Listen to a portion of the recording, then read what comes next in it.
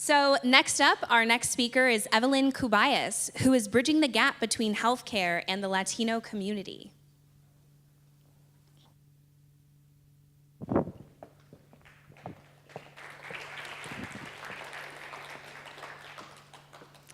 ¿Conoces a alguien con diabetes? Do you know someone with diabetes? According to the Centers of Disease Control and Prevention, there are 30.3 million individuals with diabetes. This is in the United States. In California, a recent UCLA study found that more than half of our population has diabetes or pre-diabetes. Now, in the San Fernando Valley, for example, we experience high levels and high rates of obesity and type 2 diabetes. So with type 2 diabetes, what happens is that this occurs when a person experiences high levels of glucose. If these levels of glucose cannot be controlled, people can have really serious complications. These complications, and the most frequently occurring, are blindness, kidney disease that may lead to dialysis, and lower limb amputations. As you can see, these are really severe complications, but are not the only ones. A person with diabetes actually can also develop other diseases, such as heart disease, hypertension, cholesterol, and depression. So with depression, how can we help these people with diabetes? And depression is very important to diabetes because the majority of people with diabetes experience it, especially the ones that have had complications. So how can we solve this issue? Well, there is therapy, but of course, in the Latino community, it isn't as well accepted sometimes. So what else can we create so that we can target this community? So that's when we turn to spirituality. Spirituality actually is a very important component in individuals' lives that are within the minority group of the Latino community. Research found that this specific relationship between spirituality and diabetes can actually be a motivational factor that can actually help individuals transfer from a actual state of hopelessness to that one of gratefulness. Gratefulness to, not that you have a disease, but that you're able to manage it. And so with spirituality, we have found studies that show the relationship that spirituality actually helps with death rates, lowering death rates, and also with improving health and also quality of life. This relationship can actually help us and can help individuals transition to another behavioral change. And that is how we see it. We see this as a transfer from one behavioral change to the next. Now, this brings me to my project. My project consists of helping the Latino community in the San Fernando Valley. And what I am actually doing is bringing diabetes workshops to the church setting. Why?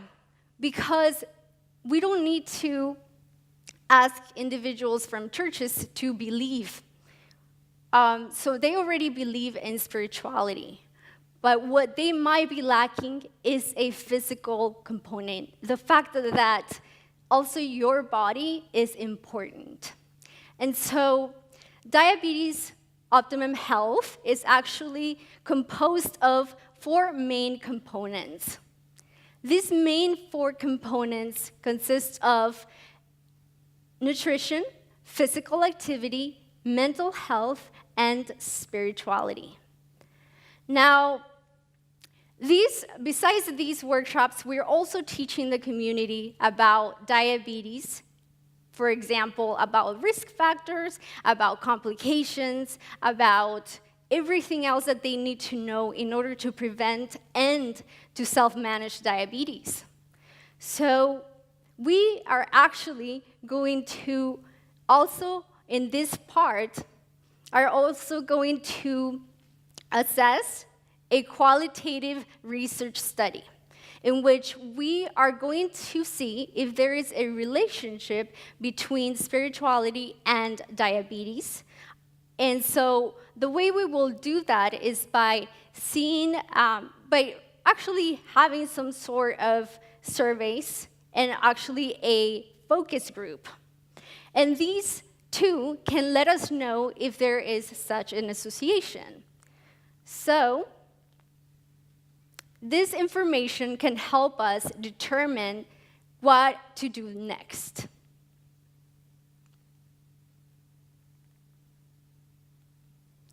This is the Faith Leaders Tool.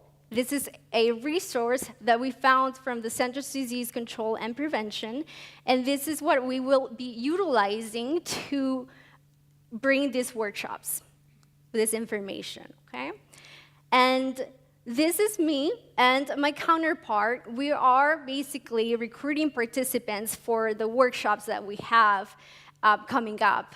So this is a very important project for me because I've experienced a lot of people that come to me. I used to do diabetes self-management education workshops, and individuals would come and they would tell me about their complications. So this really compelled me to actually work towards this goal. But as you can see, some of the evaluation goals or some of the things that we want to see after the program is implemented, we really want to see an increase of knowledge, an increase in behavioral change and attitudes, as well as a decrease in diabetes onset and complications. Lastly, we also want to be able to create a support group that can help individuals with these types of conditions. Now, we know that diabetes is a risk for everyone, but I want to really urge you to find your own vision and to really go ahead and create those goals that you can accomplish, because your abilities, your skills, and your talents can really help your community, especially those that need it the most. Thank you.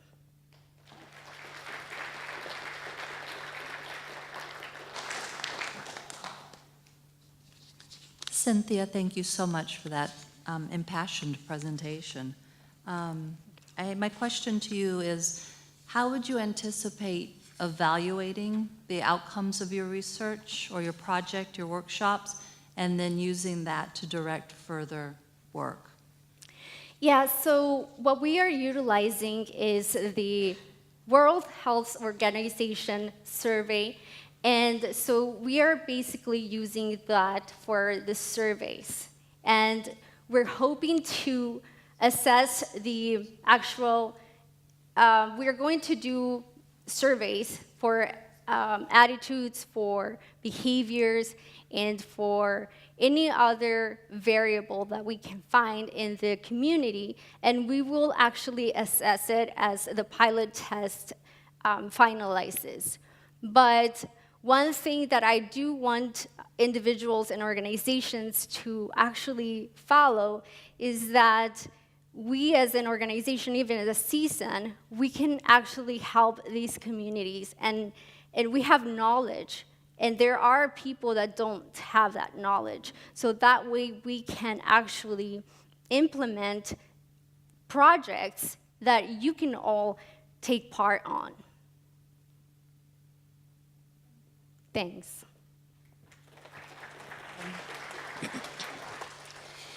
And thank you so much, Evelyn, for shedding light on the ways spirituality can truly help those struggling with diabetes.